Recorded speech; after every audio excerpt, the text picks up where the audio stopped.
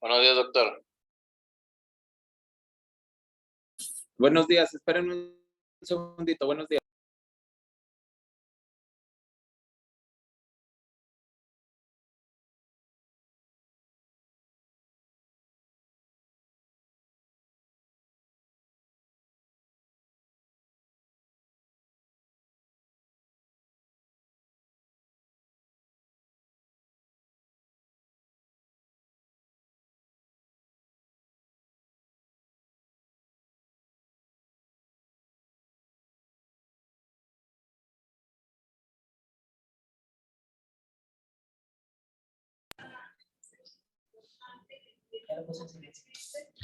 Adelante, muchachos. Buen día a todos.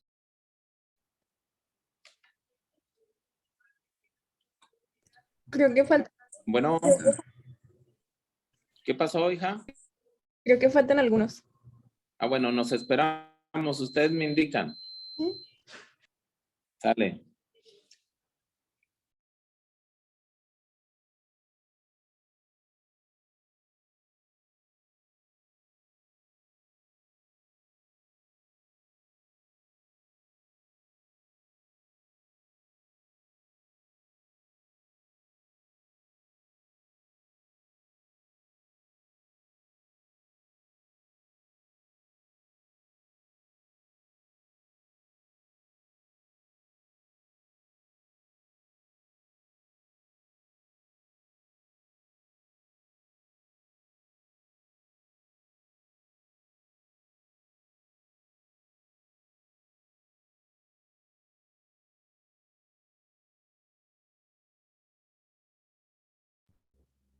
Ya empiezo. Sí, hija, adelante. Bueno, buenos días. Hoy vamos a ver el tema de pelvis obstétrica. Y pues mi nombre es Mavi Esparza. Y bueno, antes de comenzar a ver la descripción como tal de la pelvis obstétrica, hay que pues recordar un poco de historia. Y tenemos que el primero en describir la pelvis como un gran elemento importante para comprender los mecanismos del parto fue Andrés Vesalio en el año de 1543, seguido de Girolamo Savonarola, que fue un monje, también tocólogo, en 1560, que describió por primera vez la desproporción fetopélvica, que pues esto va a imposibilitar el parto vaginal, pues como su nombre lo dice, por una desproporción entre la pelvis y el feto. Y no fue hasta 1762 que el tocólogo William Smellie hizo la primera descripción del mecanismo de parto y a su vez también las primeras maniobras de pelvimetría clínica. Ya conforme pasaron los años, en 1890 pues ya se introdujo el uso de los rayos X para pues poder medir los diámetros pélvicos como tal.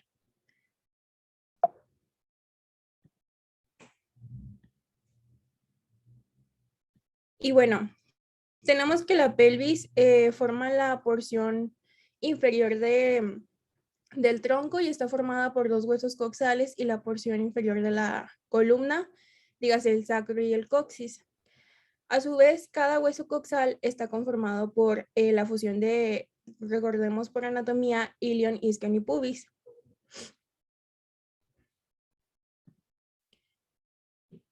Y pues para poder entrar en contexto de lo que viene siendo la descripción obstétrica de la pelvis, tenemos que dividir a la pelvis en dos, una pelvis superior o falsa y una inferior o verdadera, que es la que nos compete a nosotros en esta materia, es la porción importante. Y la pelvis falsa es la que contiene algunas vísceras abdominales y la verdadera tiene forma de cilindro truncado oblicuo, algo flexionado, y pues es la que nos importa describir en este tema. ¿Cómo vamos a definir los límites entre la pelvis falsa y la pelvis verdadera? Pues con un límite anatómico que tenemos aquí, que se llama línea terminal, y está delimitado por el promontorio del sacro, el ala del sacro, la línea arcuata, la línea ilopectínea, la cresta pectínea y el borde superior del pubis. Igual de contralateral, pues esto nos va a formar la línea terminal, que va a ser el límite que nos divida la pelvis falsa de la pelvis verdadera. Ahora también, perdón, tenemos que tomar en cuenta que hay ciertas articulaciones importantes para describir la pelvis obstétrica, que son principalmente las sacroiliacas y la sínfisis del pubis, que está formada por fibrocartílago, y pues también tienen un gran papel los ligamentos púbicos superior e inferior.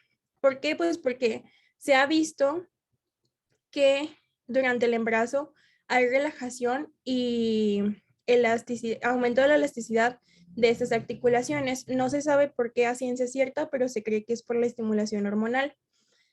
La relajación de la sínfisis del pubis inicia en la primera mitad del embarazo y alcanza su máximo en el tercer trimestre, pero de 3 a 6 meses postparto va a revertir.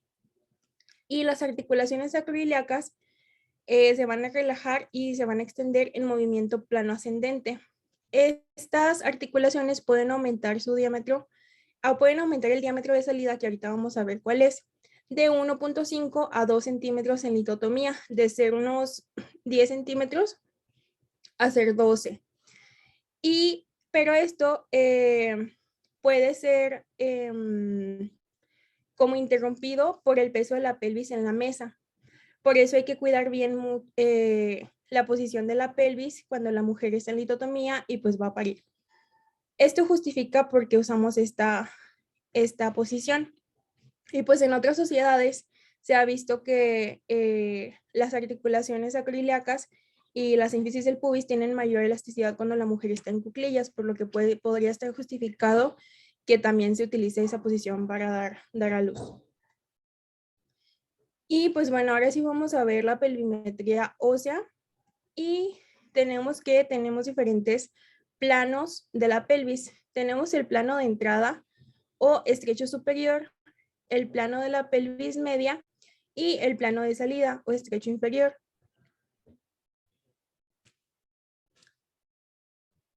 A ver, un momento.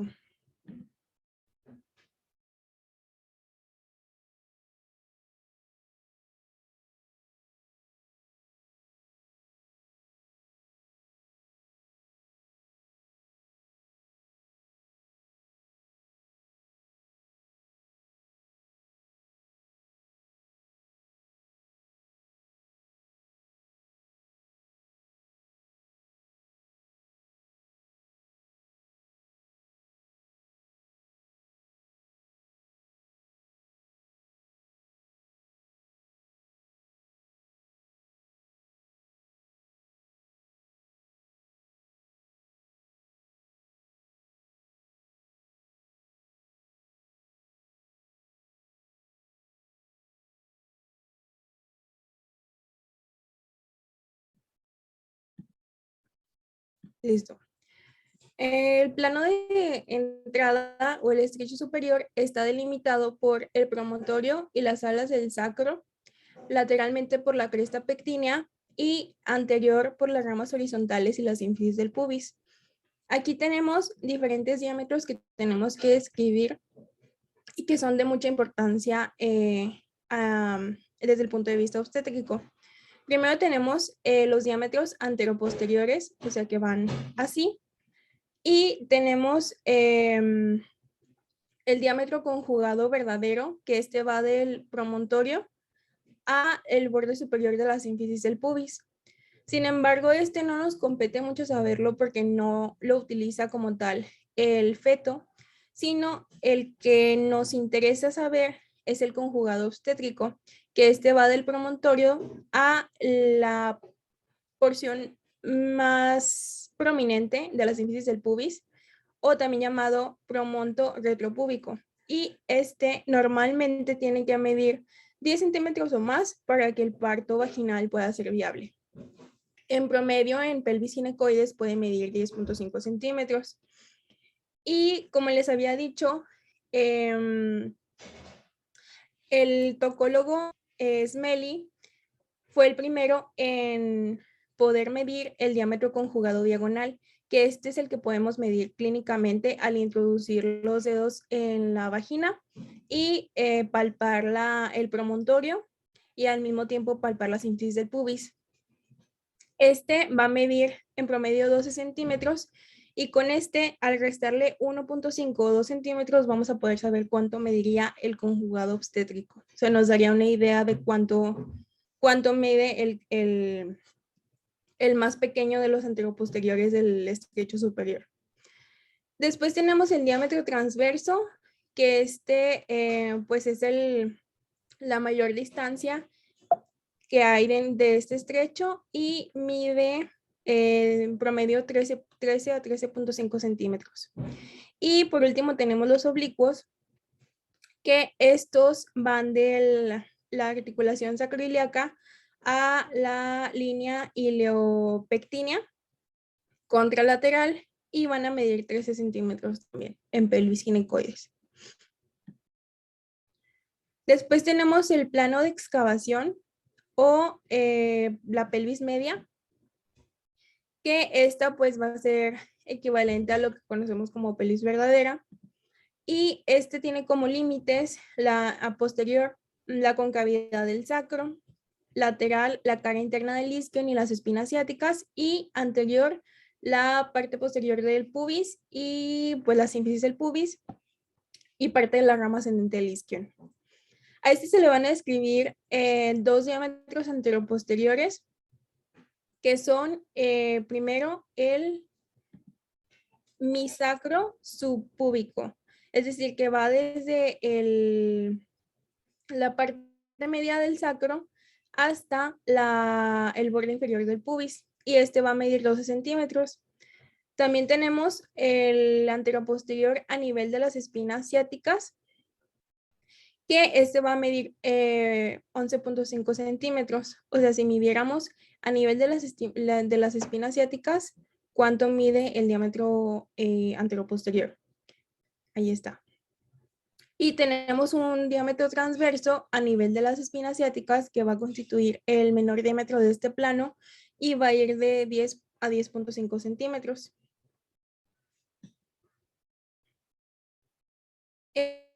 Posteriormente tenemos el plano de salida o el estrecho inferior, que es el último plano que vamos a describir.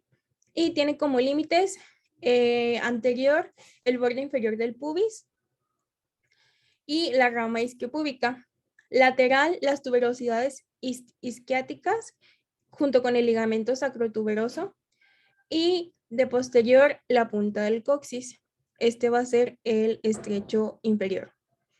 Y aquí se le describen también dos diámetros importantes, que el primero es el biisquiático o bituberoso, que va de tuberosidad isquiática a tuberosidad isquiática y mide de 10.5 a 11 centímetros.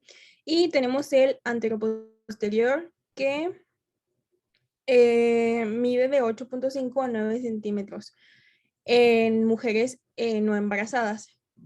Y al momento del parto, miren, este es el que en mujeres no embarazadas mediría de 8.5 a 9 centímetros. Pero con la retropulsión de la cabeza con la salida de la cabeza del feto, va a aumentar hasta 11.5 centímetros, que sería este de acá.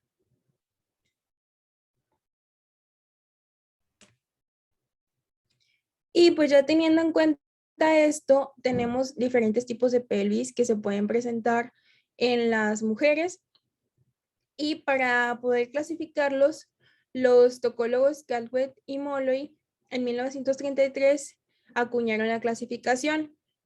¿En qué se basaron? Pues en el diámetro transverso máximo del plano de entrada, o sea, el primero que describimos, que es el que limita la pelvis verdadera de la pelvis falsa, y también la forma de sus segmentos anterior y posterior.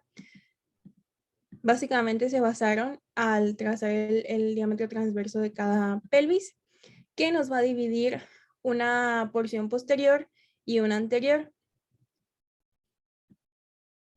La porción posterior nos va a dictaminar el tipo de pelvis que va a tener la paciente, y la porción anterior la tendencia. ¿Por qué? Porque no todas las pacientes van a tener un tipo de pelvis pura, sino a veces se presentan pelvis mixtas, es decir, una pelvis ginecoide que tenga tendencia a pelvis androide, por ejemplo. Entonces, pues vemos que tenemos 4 tipos: ginecoide, androide, platipeloide y antropoide. El primer tipo es la pelvis ginecoide. Esta es la más adecuada para el parto vaginal y tenemos que el 50% de las mujeres caucásicas la tienen. ¿Por qué se caracteriza este tipo de pelvis? Por un diámetro anteroposterior muy similar al diámetro transverso, por unas paredes laterales rectas y que no convergen como en otros tipos, y por unas espinas ciáticas muy prominentes, así como un sacro en posición normal, no tan inclinado, un ángulo subpúbico abierto y el estrecho superior, o sea, la forma que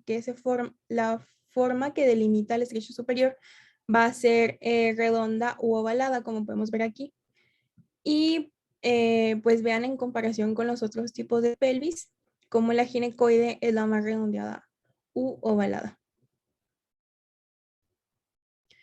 Después tenemos el tipo de pelvis antropoide, que esta va a ser y constituir el 50% de la pelvis más frecuente en la raza negra. Y en el resto del mundo va a ser la segunda en frecuencia, de 25 a 30% más o menos. Esta se caracteriza por ser la pelvis ginecoide como si la rotáramos a 90 grados. Entonces vamos a tener que tiene un diámetro anteroposterior mayor que el transverso, el sacro largo y rectificado más que el anterior.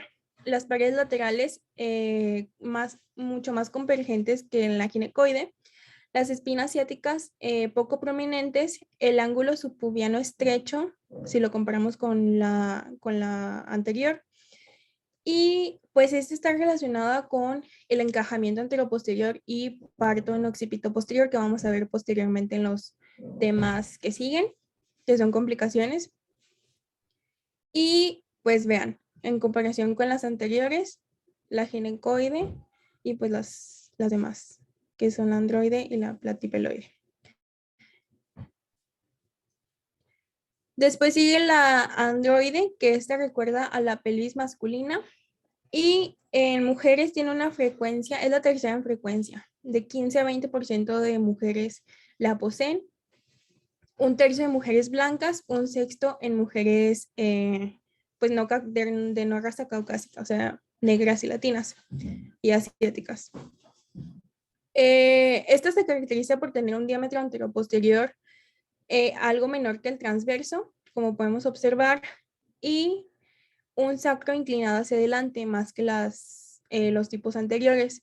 También las paredes laterales muy convergentes a comparación de los otros dos, y las espinas ciáticas también muy prominentes. El ángulo subpúbico francamente cerrado, como podemos observar, y el estrecho superior tiene forma triangular con base posterior.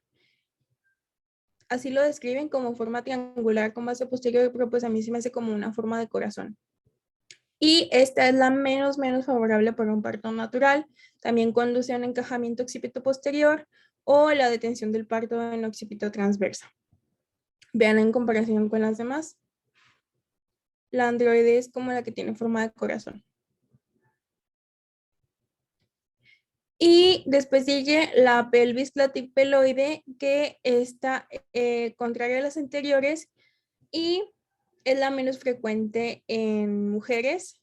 Constituye solamente el 5%.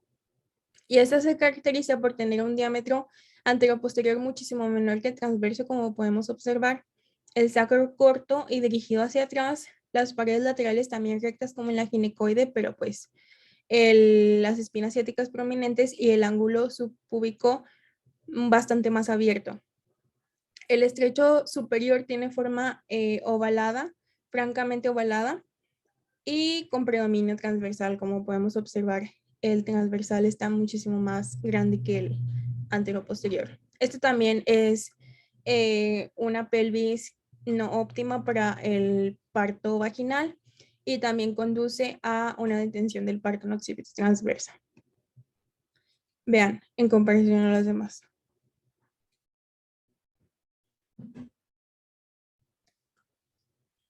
Después tenemos la topografía de la pelvis, que también es importante para ver el encajamiento del bebé. Y esta nos la describió por primera vez Hodge, con los planos de Hodge, pero también hay otras versiones como las estaciones de Lee, que básicamente es lo mismo, pero con diferente numeración o denominación. Y pues tenemos que se usa para dividir la pelvis desde el estrecho superior hasta el estrecho inferior para ubicar la altura de la presentación fetal en su paso por el canal del parto. Y pues tiene como referencia el ecuador de la cabeza fetal. Tenemos 4 planos de Hodge. El primero libre, que está al borde de la sínfisis del pubis al promontorio. El segundo fijo, que es el borde inferior de la sínfisis del pubis a nivel de S2. El tercero y el cuarto, que ya se consideran encajados, que el tercero pasa por las espinas ciáticas en S2 y el cuarto es una línea recta desde el vértice del sacro hacia adelante. Vean el 3 a nivel de las ciáticas y el 4, que es desde el vértice del sacro hacia adelante. Y las estaciones de Lee es lo mismo, pero con números. Vean. El primero es -4, el segundo es -2 y el tercero y el cuarto 0 y +3. Tiene más estaciones, pero pues se utilizan más los planos de Hodge. Después tenemos también que saber que el soporte muscular es importante porque en un parto vaginal hay mucho riesgo de daño al diafragma pélvico, que lo constituye el elevador del ano y el músculo isquiococcígeo. El elevador del ano, recordemos que se conforma por el músculo puborectal, el pubococcígeo y el ileococcígeo. Y pues el daño a este soporte muscular va a desencadenar mayor riesgo de prolapso de órganos y incontinencia urinaria. Y pues ese sería el tema. No sé si hay alguna duda. Pues la verdad muy bien explicado porque es un tema también pues complicado por los diámetros porque bueno, pues sí, también en esto no hay mucho que modificar. Si se fijan, los primeros temas son de bases que tenemos que aprendérnoslas casi tal cual como vienen, y donde ya las vamos a aplicar, pues va a ser ya, pues palpando, haciendo tactos en las revisiones, ya cuando tenemos a la paciente enfrente. La verdad, te digo, bueno, a mí me parece muy bien explicado. Obviamente hay que, les digo, tener en cuenta bien los tipos de pelvis y sus diámetros, porque de ahí, bueno, pues después vienen lo que es ya las situaciones clínicas y como tú lo mencionabas, Mavi, pues, las complicaciones, ¿no?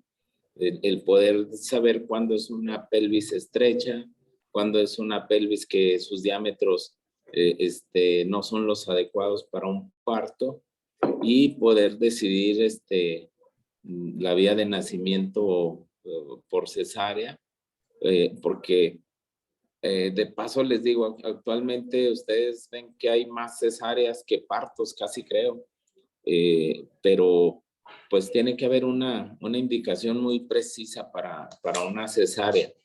Y es muy común que ustedes van a encontrar en la nota que dice que se realiza cesárea por DCP, que acuérdense que decíamos que la desproporción cefalopélvica no solo es a expensas de la madre, sino también puede ser del producto. Pero en este caso, enfocándonos a la pelvis, pues les digo, encuentran muchos diagnósticos o muchas indicaciones de cesárea que dice por DCP, cuando en realidad yo creo que puede ser una valoración inadecuada, ¿sí? Entonces, por ahí podemos tener muchas cesáreas innecesarias. Entonces, muy bien el tema, no sé, comentabas que ibas a continuar con complicaciones. Ah, no, yo no, doctor. O sea, posteriormente en el Ok, temario. ok, yo pensé que tú misma traías el tema. No, pues muy bien, Mavi. Doctor, ¿Quién continúa? Sí, nada más una duda rápida. ¿Realmente cómo es que sacan las medidas ya en la práctica? con lo que es, si ustedes miden más o menos lo que es su dedo del pulgar, de la curvatura del pulgar con el índice, y con el dedo medio, si lo miden por ahí con una regla, más o menos tienen alrededor de 11 centímetros, 12, que va a variar un poquito en cada persona. Pues acuérdense que hay quien tiene unos dedos muy largos, hay quien tiene dedos más cortos, pero en promedio, dan de cuenta como pongan su mano así como si fueran a disparar, como si fuera una pistola, nada más que en lugar del dedo índice pongan también el medio, ¿sí? Y lo que es la punta del dedo medio, les digo, a la curvatura del pulgar, o del índice a la curvatura del pulgar, más o menos eso nos da la medida. Les digo, obviamente es algo que en un momento dado medirlo clínicamente, pues puede variar entre un explorador y otro. Ya no se utiliza tanto lo que se hacía antes con una placa, o sea, por ese medio radiológico, una placa y se hacía la medición. Ya actualmente ya no se utiliza esa forma de hacerlo y pues clínicamente es la que les acabo de comentar.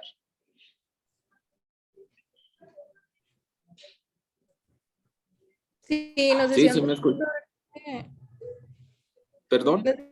nos decía un doctor que había que sabernos más o menos lo que medían nuestros dedos porque nos iba a hacer falta a la hora de hacer maniobras clínicas y ver, por ejemplo, el grado de dilatación y así. Sí, porque luego también se van a encontrar por ahí a la hora ahorita que hablas de dilatación, hay quien hace el tacto y dice, oye, trae 3 de dilatación. Y de rato ustedes ven a las 2, 3 horas que llega alguien y dice, oye, trae 1. Ah, caray, pues si está en trabajo de parto, debe ir dilatando, ¿no? En lugar el cuello, lo que va abriendo ya no se regresa, pues ya no se reduce. Entonces les digo, sí, va a depender mucho, pues bueno, primero saber explorar, luego lo largo de los dedos, les digo, o lo corto, pues también va a tener variaciones, les digo, entre un explorador y otro. Pero sí, eso pues lo van a vivir mejor al momento que empiecen a hacer las revisiones. Muy bien, Mavi. Gracias. ¿Alguien más trae tema preparado? Yo, doctor, yo sigo.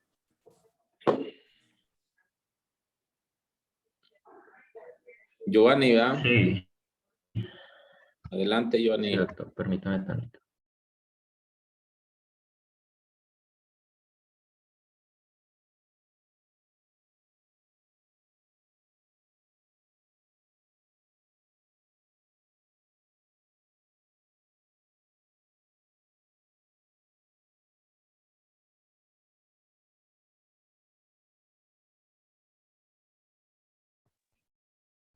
¿Sí se ve? Sí, Ok. Bueno, ahora vamos a continuar con el tema que es duración del embarazo, fisiología, definición, causas de parto, fisiología de la contracción uterina y la curva de Friedman. Y pues vamos a empezar. Bueno, iniciando con lo que es duración del embarazo, pues la duración media del embarazo, de la gestación, va a corresponder a aproximadamente a 280 días, que estos días son comenzados a contar a partir del primer día del último ciclo menstrual de la mujer, que es aproximadamente 40 semanas a partir pues, de ese día en concreto, del primer día del último ciclo menstrual. Pero existe una variación aceptada como normal, que corresponde a una desviación media de aproximadamente pues, 14 días, que es equivalente a 2 semanas. Pues más o menos esta desviación pues, de 14 días de estas 40 semanas que ya mencioné. Pues para conocer en qué momento debe producirse el parto de una forma fisiológica, pues no solo es un concepto matemático, también este tiene un fundamento pues clínico, ya que está comprobado pues que el parto se produce en el periodo de tiempo que es de menor riesgo para el feto y para el recién nacido, y pues el parto se produce aproximadamente a partir de las 37 semanas cumplidas, que son más o menos 266 días, desde 37 semanas hasta la semana 42, que son 294 días, y pues aquí ya vemos que es una gestación o un parto pues término, cuando es entre las 37 y las 42 semanas. Cuando se produce pues con anterioridad o antes de estas 37 semanas, hablamos de un parto pretérmino y de un recién nacido prematuro, y cuando este parto pues ocurre después de la semana 42, hablamos de que es un parto posttérmino y un recién nacido posmaduro. Bueno, ahora pasando a la definición de parto, pues el libro lo menciona que es un proceso fisiológico propio de los mamíferos mediante el cual se expulsa el feto desde el interior de la cavidad uterina hacia el exterior del organismo materno.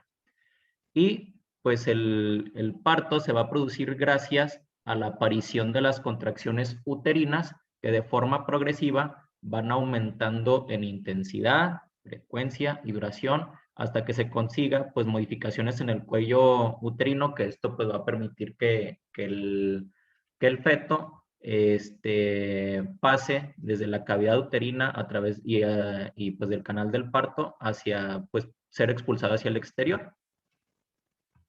Pues el proceso de parto es un concepto pues dinámico que se prepara desde inicio de la gestación con las modificaciones pues morfológicas, estructurales y principalmente bioquímicas de la fibra uterina, y pues se acepta que el parto se va a iniciar cuando exista una actividad uterina rítmica, progresiva y con cierta intensidad, con un mínimo de 2 contracciones uterinas perceptibles por la molestia que producen, y pues esta intensidad que tienen, por así decirlo, es de más de 30 milímetros de mercurio cada 10 minutos, y pues con un cuello uterino borrado en más del 50% de su trayecto, y con una dilatación de 2 centímetros en una mujer que es nulípara y 3 centímetros en aquella que es multípara.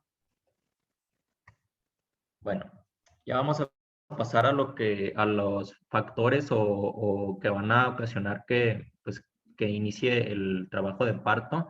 Entre ellos se dividen factores maternos, en factores uterinos, pues aquí hablan de los factores tanto miometriales como cervicales, y pues en los factores ovulares y también los factores fetales, que son los que menciona el libro, que son como los más importantes a mencionar.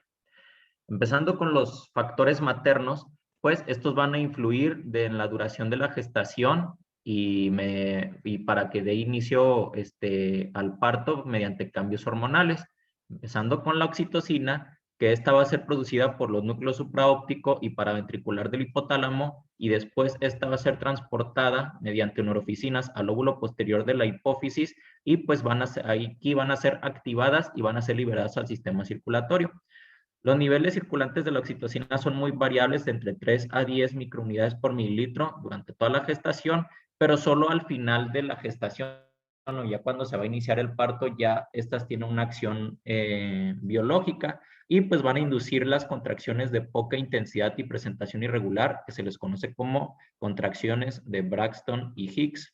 Y pues el inicio de las contracciones del parto se debe más que nada a un aumento de la sensibilidad del miometrio a la oxitocina, que aumenten los niveles en sí de oxitocina. Como mencioné, pues están estos niveles de oxitocina, pero es más que el miometrio es más sensible al momento del parto, es más sensible a la oxitocina. Es como el factor más importante, que el miometrio es más sensible a la oxitocina que que en sí en las cantidades de oxitocina. Y pues en las primeras fases del parto, una vez ya iniciada la actividad uterina, pues la oxitocina va a aumentar y va a llegar hasta un valor de 20 microunidades por mililitro, y ya posteriormente, cuando el proceso de dilatación se encuentra en fase media, que es entre 4 a 5 centímetros, ya va a alcanzar los niveles máximos, que son aproximadamente 40 microunidades por mililitro. Y pues en la fase final del proceso de dilatación va a disminuir hasta los valores semejantes a los del inicio del parto, que habíamos mencionado que eran los 20 microunidades, que son las primeras fases del parto. Y para de nuevo va a volver, esta hormona va a volver a ascender para el periodo pues, de expulsión, el periodo expulsivo, y va a volver a descender después de la salida del feto, y posteriormente vuelve a ascender de manera rápida, coincidiendo con el alumbramiento. Ahora vamos a hablar de las prostaglandinas, que estas tienen una actividad en el desencadenamiento y el mantenimiento de las contracciones uterinas. Las más importantes es la prostaglandina E2 y la prostaglandina F2 alfa. A partir del ácido araquidónico se pueden seguir dos vías de síntesis de estas prostaglandinas, que es la lipoxigenasa y la ciclooxigenasa, pero la que más nos importa en el momento, pues desde el punto de vista obstétrico, es la vía de la ciclooxigenasa. Y pues se van a formar los endoperóxidos cíclicos, que es el PGG2 y el PGH2. Estos se van a transformar en productos importantes desde un punto de vista obstétrico, como lo son las prostaciclinas, tromboxanos, prostaglandinas, PG2 y PGF2. Las membranas fetales y la decidua van a desempeñar un papel importante en la síntesis de prostaglandinas, ya que son uno de los principales depósitos celulares de ácido araquidónico y mecanismo de modulación de actividad de fosfolipasas, y pues estas son fuentes importantes de prostaglandinas durante el embarazo y el parto. Y pues los niveles significativos de una prostaglandina F2 alfa en la vena umbilical del feto varios días antes del parto, pues esto va a demostrar que ya se empieza a producir con cierta anterioridad al inicio del parto, pues esta prostaglandina, y va a influir de forma activa en los cambios cervicales que producen la maduración, y pues utiliza la práctica clínica para facilitar la inducción del parto. Como mencioné, pues básicamente las hormonas que tienen que ver en el desencadenamiento del parto como factores maternos para el inicio del mismo, pues van a ser la oxitocina y las prostaglandinas, que son las que nos van a pues, desencadenar al momento del parto como un factor materno para desencadenarlo. Hablando de los factores uterinos, hablando de los factores uterinos, pues el útero va a sufrir cambios cumpliendo una doble misión, que esta doble misión consiste en dar cabida a todo el conjunto del embarazo, lo que es el feto, el líquido amniótico y pues la placenta, y también prepararse para la expulsión del producto, ¿no? La fibra uterina durante un tiempo va a estar relajada, o más bien debe estar relajada y ser elástica, y en un segundo periodo esta va a adquirir tono y debe contraerse. El útero se va a pues dividir en tres porciones importantes, las cuales son el fondo, el segmento inferior y el cuello uterino. El miometrio, hablando del fondo, pues el miometrio, aquí el miometrio es grueso y con una reserva importante de sustancias energéticas y proteínas contráctiles, y aquí aquí en el fondo, que más o menos es aquí, donde se ve mi mouse, será el lugar donde se va a iniciar la actividad contráctil pues, del útero. Y en el segmento inferior, que básicamente es esta porción, más o menos, bueno, el segmento inferior va a transmitir las contracciones uterinas con poca actividad contráctil en sí mismo, pero que permitirá acomodar, fijar y dirigir la presentación del feto. Y pues el cuello uterino, que es esta porción de aquí, que se ve en mi mouse, se transforma de su función de resistencia y cierre que tiene durante todo el embarazo, y va a transformarse a una situación donde el cuello uterino se reblandece para que permita su dilatación a partir del inicio de las contracciones uterinas, que en sí, pues el fondo va a ser donde se almacenen pues, las sustancias energéticas para poder, y las proteínas contráctiles para iniciar las contracciones, y el segmento inferior va a transmitir estas contracciones uterinas y pues va a permitir acomodar, fijar y dirigir la presentación del feto, y pues el cuello uterino, estando en todo el embarazo en una función de cierre y resistencia, se va a reblandecer y va a dilatarse pues para poder dar salida pues al feto.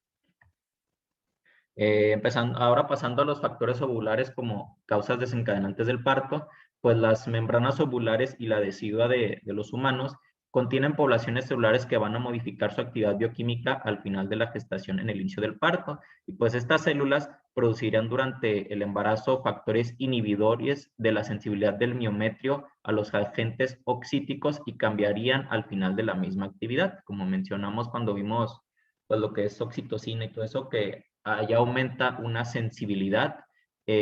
Como mencionamos, estos factores ovulares van a producir un inhibidor a la sensibilidad de oxitocina, pero pues ya después, cuando va a iniciar el parto, pues como mencionamos, el miometrio se hace más sensible a la oxitocina y pues permite pues las contracciones y todo eso para poder ya iniciar el trabajo de parto. Estos factores ovulares, o lo que son las membranas ovulares y la decidua, van a producir un aumento del estradiol a partir de la estrona, y pues estas modificaciones en la esteroidogénesis interaccionan en la producción de prostaglandinas, favoreciendo de esta manera el proceso de maduración y de la dinámica uterina. Como ya mencioné, pues obviamente estos factores ovulares dan esta interacción en la producción de prostaglandinas, y ya vemos que en prostaglandinas igual tiene que ver con el inicio del trabajo de parto. Pues el efecto del cortisol va a ser el estímulo que produce a nivel placentario, un efecto del cortisol es el estímulo que produce a nivel placentario de las membranas ovulares y la decidua en la producción de la hormona liberadora de corticotropina, y aproximadamente en la semana 34 coincide con el aumento del cortisol, y pues hay un aumento de producción de la hormona liberadora de corticotropina, y este conjunto de circunstancias consigue que la actividad de la corticotropina se manifieste principalmente estimulando la síntesis y liberación de prostaglandinas, como ya vimos en las membranas ovulares, la decidua y el miometrio, pues para ya desencadenar el trabajo de parto. Pasando ahora a los factores fetales, pues el libro menciona que el feto es, como quien dice, el protagonista o el personaje principal del embarazo y el parto, ya que marca la pauta de los acontecimientos que suceden en el trabajo de parto, y pues su crecimiento y su madurez influyen en el desencadenamiento del trabajo del parto. Y pues como mencionamos, la acción más importante que tiene que ver el feto es que produce la hormona adrenocorticotropa, y esto estimularía la producción de cortisol y precursores de estrógenos, y va a generar un aumento, y este aumento de la producción de hormona de adrenocorticotropa pues podría ser inducido por una presencia de hipoxemia o circunstancias adversas que producirían un aumento del estrés fetal, y esto va a iniciar acontecimientos que ya nos conducirían al parto. O sea, esta producción de hormonas por parte del feto podría ser porque el feto ya está percibiendo una hipoxemia, pues para ya poder iniciar el trabajo de parto y pues ya, como quien dice, salir ya al exterior. El mismo libro también menciona que existe como siendo que el feto, como aquí mencioné, que su crecimiento y su madurez influyen en el desencadenamiento del trabajo de parto, se menciona que qué sucede, por ejemplo, cuando es un parto pretérmino, y pues se menciona una frase ahí mismo en el libro que, como aquí mismo mencioné, que cuando el ambiente intrauterino en el feto, cuando ya es pues un ambiente inhospitalario donde ya no se puede habitar, pues eso desencadena que se inicie el trabajo de parto, ya sea en un lugar pretérmino, en una situación pretérmina, mejor dicho, para poder desencadenar pues el trabajo de parto, porque ya ese lugar pues ya no es favorable para que permanezca pues el feto. Bueno, ahora vamos a ver la fisiología de la contracción uterina. Pues el útero es un órgano que está constituido principalmente por fibras musculares lisas, que estas se disponen en espiral y siguen un patrón plano inclinado que permite que la contracción pueda transmitirse de manera pues vertical. Como podemos ver aquí, se transmite de manera pues vertical, o sea, hacia abajo, con una resultante de la fuerza originada por la contracción que se dirige desde el fondo del útero hacia la vagina y vulva y a través del canal del parto, y pues constituye la fuerza que va a poder expeler al feto hacia el exterior. El tono muscular del útero se va a modificar a lo largo de toda la gestación. Hasta la semana 30 de la gestación, pues el útero va a crecer de una forma globosa gracias al bajo tono de la fibra uterina, y esto va a permitir dar cabida en su interior al feto y que pueda adoptar una posición indiferente, pues debido a la movilidad que tiene y pues también a la relajación del útero.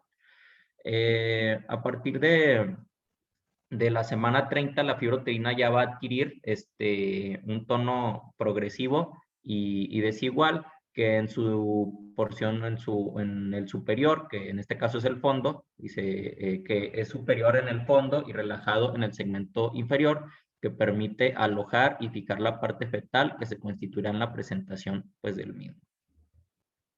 Pues el aparato contráctil está constituido esencialmente por fibras musculares lisas, y lo que difiere a un músculo uterino pues digamos de fibras musculares estriadas, en este caso, pues la respuesta contráctil de músculo uterino es más lenta que la del músculo pues estriado, porque hay una menor concentración de sustancias energéticas, y pues también el músculo uterino o el aparato contráctil del útero tiene la capacidad de estiramiento y acortamiento de la fibra uterina pues un tanto mayor que en un músculo pues estriado. Las fibras musculares del útero pues se componen de filamentos gruesos que contienen en su interior la miosina, que es la proteína auténtica contráctil.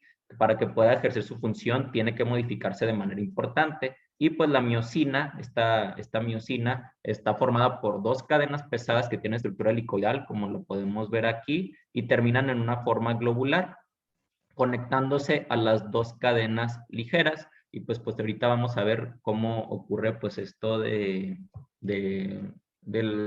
las concentraciones de calcio para poder generar una contracción pues, uterina. En la porción globular de la miosina y en las cadenas cortas se van a producir cambios significativos para que se produzca una contracción. La interacción con la proteína actina constituye o forma la actomiosina, que esta es la verdadera proteína de la contracción, y pues la incorporación del ion fósforo es una de las cadenas, en una de las cadenas ligeras se produce por la sinasa de la cadena ligera de la miosina, y pues disponer de un sistema enzimático imprescindible para la hidrólisis del ATP y obtener energía para la contracción, que como mencionamos, de esto que acabo de mencionar, pues lo que vemos aquí, que en su porción pues globular llega pues el fósforo y disponemos de energía pues para poder, aquí es donde se une la actina con la miosina, y pues con una utilización de energía, en este caso el ATP y la fijación del fósforo, pues nos va a producir la contracción uterina. Y pues a manera de resumen, pues la miosina fosforilada en una de las cadenas cortas se fija la actina con un consumo de energía que se obtiene a través de la hidrólisis del ATP, y pues la interacción de la actina y miosina también necesita que exista presencia de calcio, de este ion, y la sinasa de la cadena ligera de la miosina va a ser la enzima clave para la contracción uterina, pero la fosfatasa de la cadena ligera de la miosina, esta va a ser la enzima clave para la relajación del músculo, ya que extrae el fósforo de esta cadena ligera de miosina, y pues obviamente esto relaja el músculo y pues ya no hay contracción. Se considera que la intensidad de la contracción se debe a los niveles de calcio, y pues también la proteína G y la proteína RACL van a regular la fijación de la actina con la miosina, y la proteína RHOA va a regular el nivel de fosforilación de la cadena corta de miosina, y esto va a influir en la intensidad de la contracción del músculo. Estos son otros factores que también van a influir pues en la contracción del músculo uterino. Ahora hablando del calcio, pues el calcio intracelular debe aumentar al menos 10 veces su concentración para que el músculo pase de reposo a contracción, y pues lo va a hacer a través de los canales de calcio. ¿Y cómo lo va a hacer? Pues mediante una despolarización de la membrana celular, que va a permitir una difusión pasiva para la entrada de calcio adentro de la célula. Y pues también existen receptores específicos de membrana que estos se activarían a partir de la propia fibra muscular y permitirían el paso de calcio.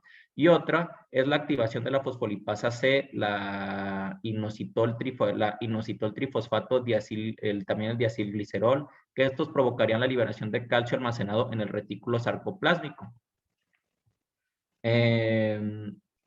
Pasando ahora, pues la contracción uterina la contracción uterina debe relajarse para que esto, bueno, la contracción uterina debe relajarse para que esto suceda, debe reducirse el calcio intracelular a niveles mínimos y pues esto se va a favorecer por el movimiento de calcio a través de la membrana citoplasmática o porque el mismo retículo sarcoplásmico hace un secuestro del mismo calcio hacia dentro de él, del retículo sarcoplásmico, pues para quitar o reducir, mejor dicho, los niveles de calcio y poder generar una relajación del músculo. Y pues también este otro mecanismo, pues para poder facilitar la reducción de calcio, pues se logra por un mecanismo de salida o mecanismo de bomba que son ligados al intercambio con otros iones sin necesidad del consumo de energía, como quien dice, pues sacar el calcio y meter otro ion como por decir sodio o algo así, ¿no? Y pues la desactivación de las proteínas G y la actuación del AMP cíclico desempeña un papel importante en la relajación también de la fibra lisa del útero y pues el AMP cíclico va a actuar desfosforilando la cadena ligera de la miosina como vimos en el esquema anterior, lo que va a favorecer la salida de calcio de la célula y también favorece el aumento de calcio en el retículo sarcoplásmico y pues la relaxina es capaz de inducir la formación de AMP cíclico, que es otra hormona, la relaxina, que favorece el AMP cíclico y como dijimos, desfosforila la cadena ligera, saca calcio de la célula y pues también lo puede meter al retículo sarcoplásmico. Y este esquema que tengo aquí, pues básicamente es el resumen de todo lo que he mencionado para inducir el parto, ¿no? Como mencionamos aquí, las prostaglandinas, la oxitocina, pues nos van a iniciar el trabajo de parto, también como aquí con la introducción del calcio sacada del retículo pues, sarcoplásmico, activando la sinasa de la cadena ligera de la miosina, pues obviamente vamos a generar lo que es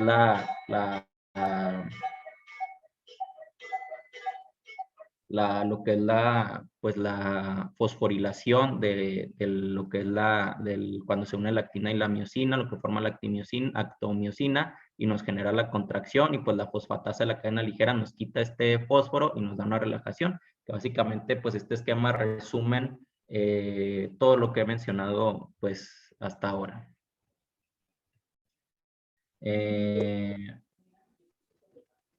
¿Alguien iba a decir algo?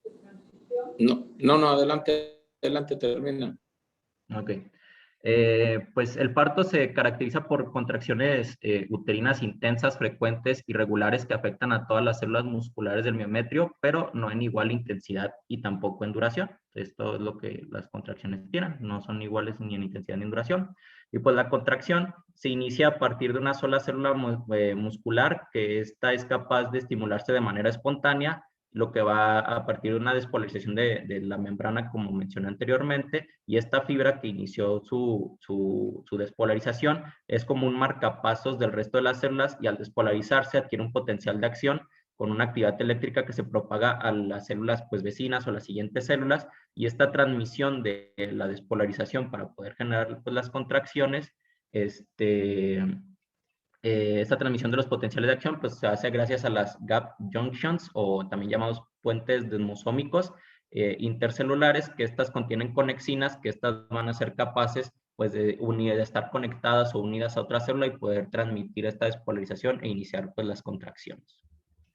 Gio, perdona, es que ya tenemos ya psiquiatría. Ok, sí, está bien. Está bien emocionado, Gio, y usted me interrumpe. Pero bueno, no, muy bien, yo hasta donde vamos bien.